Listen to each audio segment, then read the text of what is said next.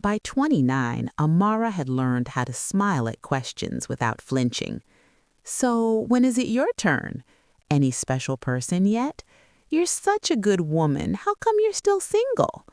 She answered them all with grace polished by repetition, a soft laugh, a shrug, God's timing.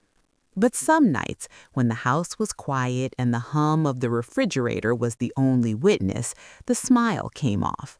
Amara would sit on the edge of her bed, phone face down, Bible open but unread, wondering how something she had surrendered so completely could still ache so deeply. She had done everything right, or at least everything she knew how to do. She had prayed, she had fasted, she had said no when it would have been easier to say yes. She had walked away from men who admired her beauty but not her faith. She had waited, and still nothing. The waiting wasn't loud, it wasn't dramatic, it was quiet and faithful and exhausting. Sunday mornings were the hardest, not because she didn't love church, she did, but because the sanctuary felt increasingly paired. Couples holding hands, husbands leaning close to whisper something that made their wives smile, children tugging at parents' sleeves. Amara sat alone, always in the same row, always on the aisle. She sang the songs, lifted her hands, took notes during the sermon. But when the pastor spoke about marriage, about purpose partners, about waiting well, something in her chest tightened. "I am waiting," she wanted to shout. But what if waiting isn't working? That afternoon, she lingered longer than usual after service. The church had mostly emptied when she felt it, a quiet nudge in her spirit. Go to the altar. She hesitated. She had prayed there before, many times. Tears, snot, promises, surrender. What would be different now? Still, she went. Kneeling there, forehead resting against clasped hands, Amara whispered a prayer she had never dared to pray out loud. "God, did I misunderstand you?" Her breath shook. "Did you promise marriage, or did I assume it?" The question terrified her, because if she had assumed, then the waiting wasn't holy, it was just hope with no anchor. Silence followed, not the harsh kind, the kind that invites honesty. Tears slipped down her cheeks. "I'm not angry," she said quickly, as if God might misunderstand. I'm tired of being strong." For the first time in years, Amara didn't ask when, she asked why. And somewhere deep within, so soft it almost felt like her own thought, came a whisper. "Because I'm not delaying you, I'm developing you." Amara's chest tightened again, but this time with something that felt like clarity. She didn't leave the altar with answers, but she left with peace. And that, she would later realize, was the beginning, not of marriage, but of something far more sacred. Amara didn't envy marriages. She envied certainty, the kind that let people plan ahead without wondering if their life was on pause, the kind that allowed her friends to say "we" instead of "I" without apology. Her phone buzzed constantly, engagement announcements, wedding countdowns, ultrasound photos captioned "God is faithful." She double-tapped them all, not because she wasn't happy, but because she didn't want bitterness to take root. Still, some nights, comparison crept in quietly. She'd scroll longer than she meant to, wonder if obedience was the reason her life felt so still. One evening, she met her friend Zainab for dinner. They'd grown up together, prayed together, dreamed together. Now Zainab wore a wedding ring that caught the light every time she gestured. "You're quiet," Zainab said gently. Amara smiled.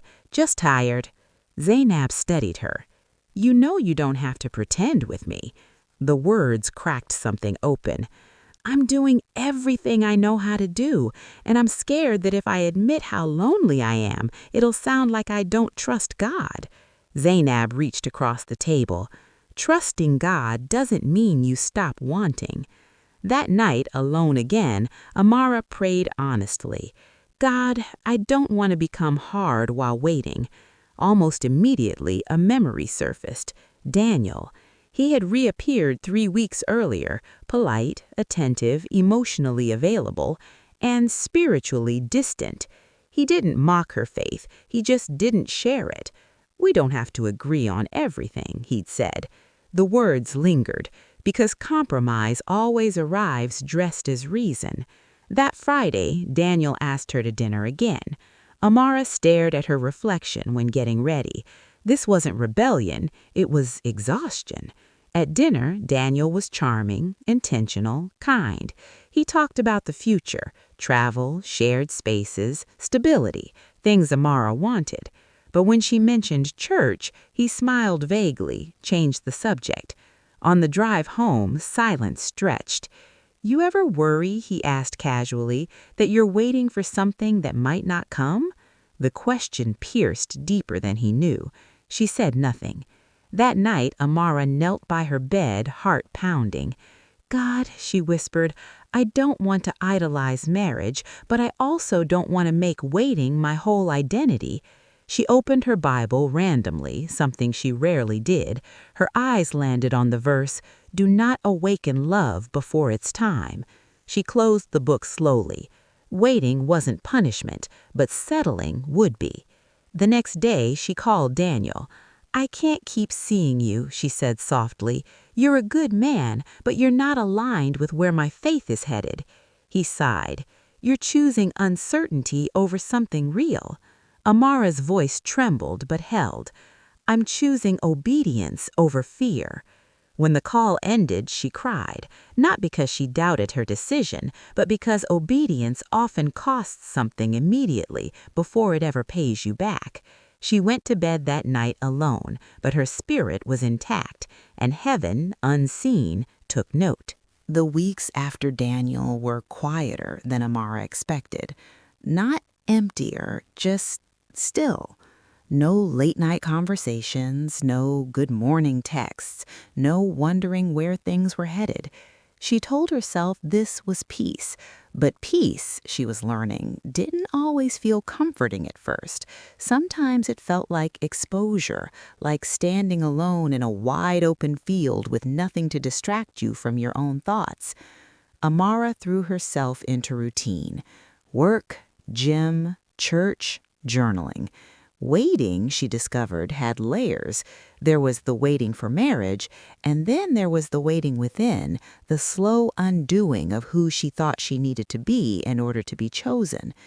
One Saturday morning, she sat at her desk, flipping through old journals, pages filled with prayers she had forgotten she'd prayed. "Lord, make me ready. God, prepare me for my husband. Teach me to love well." Her handwriting changed over the years. Earlier entries were hopeful, later ones more restrained, and recently almost silent. She realized then that somewhere along the way she had stopped asking God who she was becoming. She had only asked what she was waiting for. That afternoon, she went for a long walk. No music, no podcasts, just her thoughts and the steady rhythm of her steps. "Who am I if marriage never comes?" she whispered aloud. The question scared her because she had never let herself finish it. That night she dreamed, not vividly, not prophetically, just a simple scene. She was standing in a room filled with unfinished furniture, tables without legs, chairs without cushions, frames without canvases. A voice, not loud, not commanding, said, "You keep asking when the picture will be complete. I'm asking if you'll let me finish the frame." She woke with tears on her face.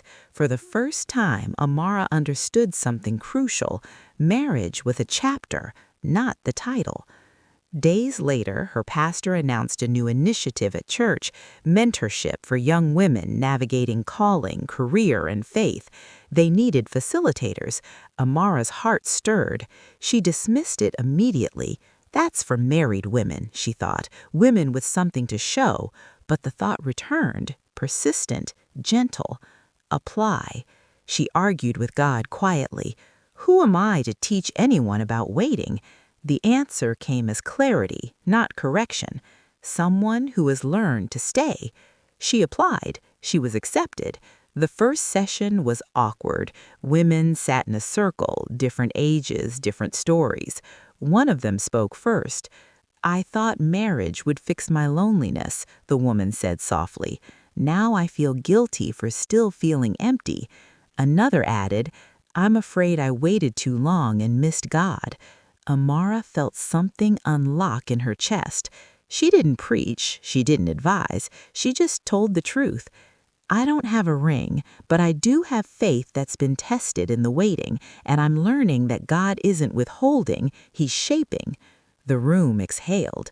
That night, Amara knelt by her bed again, but this time she didn't ask why not yet. She asked something new. "God, who are you becoming to me in this season?" And for the first time in a long while, the silence didn't feel empty, it felt full. Amara hadn't expected joy to return so quietly. It didn't arrive with fireworks or breakthroughs, just small moments that surprised her. Laughter during mentorship sessions, peaceful evenings without the ache she had once feared would never leave, a growing sense that her life was not on hold, just unfolding differently. And that was when the invitation came. Her church partnered with another ministry for a community outreach weekend, workshops, service projects, prayer rooms. Amara was assigned to the planning team. On the first day of preparation, she walked into the meeting room and saw him. His name was Micah. He stood near the window, sleeves rolled up, laughing easily with someone else. There was nothing dramatic about him, no instant spark, no rush of fantasy, just ease. They worked together naturally, shared ideas, solved problems without tension. He listened, really listened. Later, over coffee, he asked, "What got you involved in mentoring?" Amara hesitated, then answered honestly, "Waiting." He smiled, not pitying, not impressed, just understanding. "I think waiting teaches things success never could," he said. The comment lingered. Over the next few weeks, they crossed paths often, not intentionally, not secretly, just repeatedly. Amara noticed herself guarding her heart, not out of fear, but out of reverence. She had learned what it cost to rush. One evening, after a long day of planning, Micah walked her to her car. "I don't want to assume anything," he said carefully, "but I've enjoyed talking with you." She nodded. "Me too." There was space between them, healthy space. "I'm not in a hurry," he added, "just wanted to be honest." That night, Amara prayed longer than usual, not because she was confused, but because she was cautious. "God," she whispered, "if this is from you, let it unfold without pressure, and if it isn't, help me release it without regret." Weeks passed. Micah never crossed boundaries, never rushed intimacy, never diminished her convictions. Still, something in Amara remained alert. She had mistaken compatibility for confirmation before. Then came the test. One afternoon, Micah shared casually, "I've been considering a job opportunity abroad. Nothing certain yet." The words tightened something in her chest. Not fear, memory. She had chased potential once, adjusted expectations, stayed quiet when clarity was needed. She heard herself respond gently, "Whatever you decide, I hope it's aligned with where God is leading you." He studied her. "You really mean that?" "Yes," she said, and she did. That night, Amara sat alone, hand resting over her heart. Waiting had taught her contentment, but now God was asking discernment. Was this connection a gift or a distraction? She opened her journal and wrote a single line, "I will not bend my calling to accommodate uncertainty." The words felt final, peaceful. The next morning, she woke with clarity. Whether Micah stayed or left, she would remain whole. And that, she realized, was the truest sign of growth. Micah didn't leave, not immediately. The job opportunity abroad stretched into weeks of interviews, uncertainty, and prayer. He never dramatized it, never used it to keep Amara emotionally suspended. Instead, he did something unexpected. He slowed down. One evening after a long outreach session, he asked if they could talk. "Not about us," he clarified quickly, "about God." They sat on the church steps as the sky deepened into dusk. "I've spent years preparing my life for the next season," Micah said. "Career, ministry, plans. But I realized something recently. I never asked God who I needed to become before I arrived there." Amara listened, heart steady. "Meeting you didn't create that question," he added, "but it sharpened it." She appreciated the honesty. "What did you hear?" she asked. "That waiting isn't passive," he said. "It's active alignment." She smiled faintly. "It is." A week later, Micah called. "I turned down the job," he said. Amara paused. "For me?" "No," he replied firmly. "For obedience." Relief and respect washed through her. That night, Amara prayed with gratitude, but also caution. She had learned not to rush gratitude into expectation. Still, God had one more layer to reveal.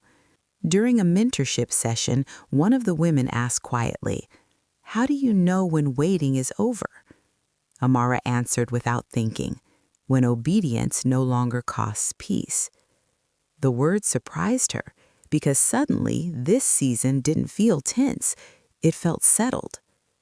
That Sunday, Micah asked if they could take a walk. "I've waited," he said slowly, "to make sure I wasn't filling a gap or rushing a desire. I respect your faith, Amara. I share it. And I'd like to pursue you with intention, not assumption." No grand speech, no pressure, just clarity. Amara took a breath. She searched her heart, not for butterflies, but for peace. It was there, not loud, but sure. "Yes," she said, not because the wait was over, but because the waiting had done its work.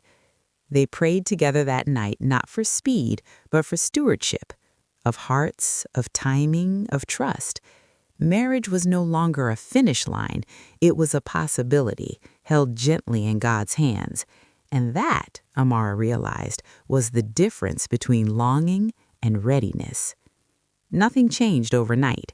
And that, surprisingly, became the miracle. Amara and Micah didn't rush to define everything.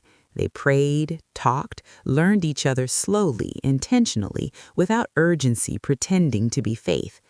People noticed, not because there was an announcement, but because there was peace.